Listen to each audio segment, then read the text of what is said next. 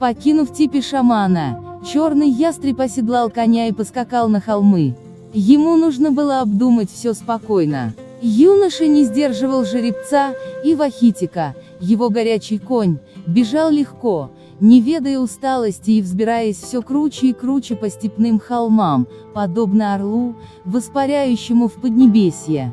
Слова шамана не выходили у молодого индейца из головы. Он знал ответ. То, к чему призывал волчье сердце, наверное, было нелегко принять, но то была великая честь, и взгляд старого шамана, полный веры в него, черного ястреба, выражал это. Волчье сердце верял ему свое дело, огромную ответственность нес теперь черный ястреб, и он готов был отправиться в пещеру Тропы Духов, когда придет время, и заглянуть в неведомое. Черный ястреб остановил Вахитика у гребня высокой горы. Именно здесь он впервые увидел женщину-призрака. Тогда ему было 14, и он с воодушевлением выполнял обряд.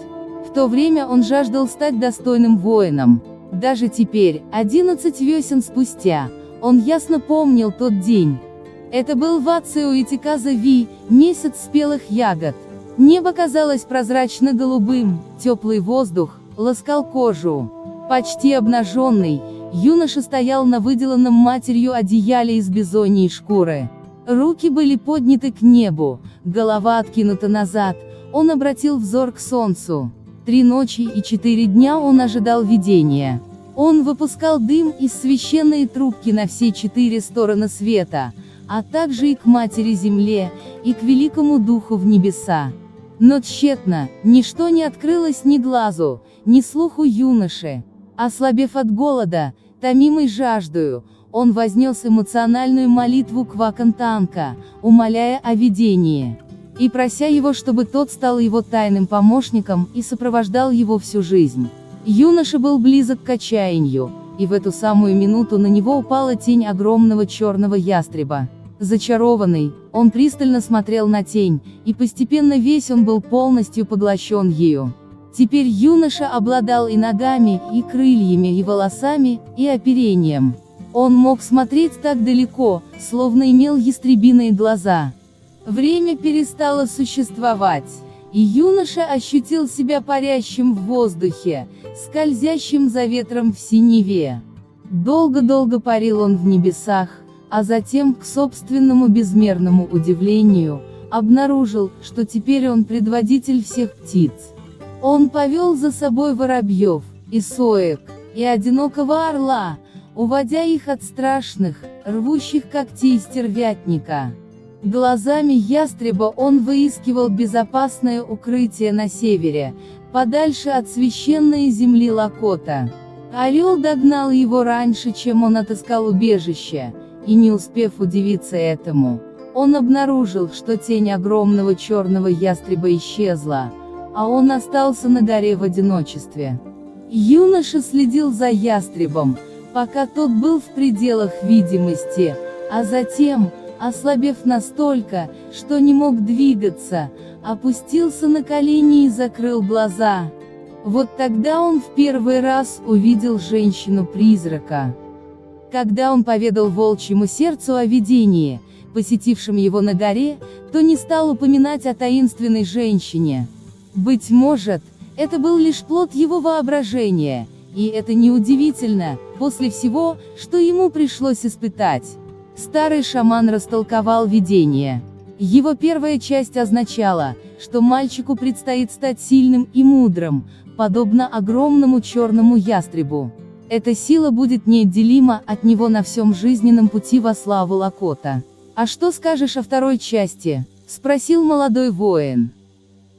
Не сразу ответил волчье сердце, и когда он заговорил, голос его изменился. «Ты защитишь наш народ от врагов.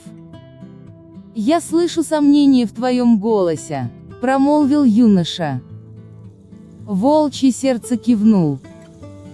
«Возможно, ты не сам поведешь людей, но ты поведешь орла, что летит за тобой. Знай, ты выбран великим духом, Вакантанка, чтобы стать вождем нашего племени. Тебе нужно новое имя. С этого дня тебя станут звать Черным Ястребом».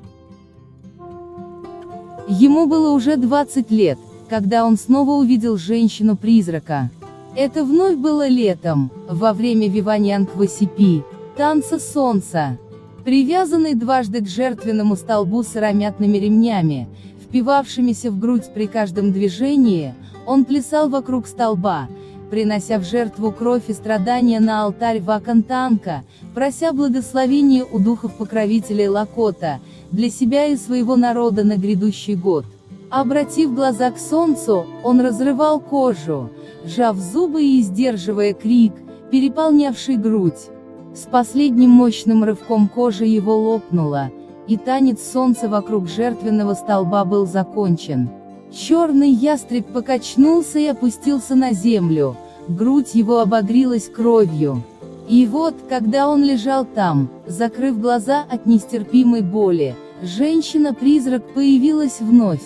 Он не смог как следует разглядеть ее лицо, только золотистую кожу, да пышные пряди черных волос, подобных ястребиному оперению. И как раз тогда тень великого черного ястреба пала рядом с нею, и он услышал голос: «Она ждет тебя». Слова были едва различимы, но он отчетливо их услышал. «Тебе не жить без нее». В третий раз черный ястреб увидел женщину-призрака этим утром, как раз перед посещением типи волчьего сердца. Тут уж он не мог приписать видение усталости или потери крови. Он отправился в лес, чтобы воздать молитву, и, взирая на небеса, увидел ее лицо, полные алые губы, глаза голубые, как небо в летний зной. Кто она? Отчего ее образ вторгается в мечты и даже молитвы? Что за власть дана этой женщине? Он не в силах забыть ее. Что за колдовство? С тех пор, как он впервые увидел ее, все его помыслы лишь с нею. День и ночь она в его мечтах. Что нужно от него этой женщине? Тайна, невесело подумал юноша. Он проникнет в пещеру тропы духов и отыщет ответы на вопросы волчьего сердца, а потом разгадает тайну женщины-призрака. Его мать Винона ждала, пока он вернется от шамана.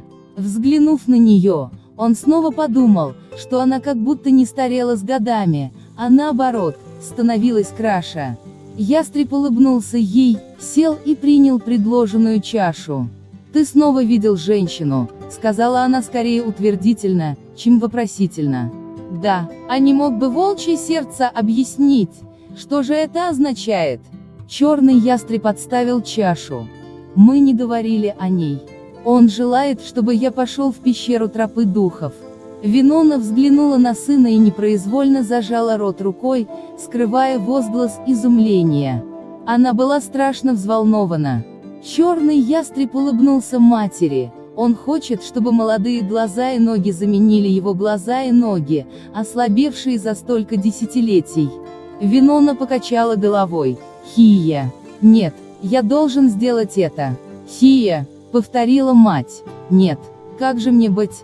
Никто, кроме шамана, не должен вторгаться в пещеру. Для простого смертного это означает верную гибель», — горячо вскричала Винона.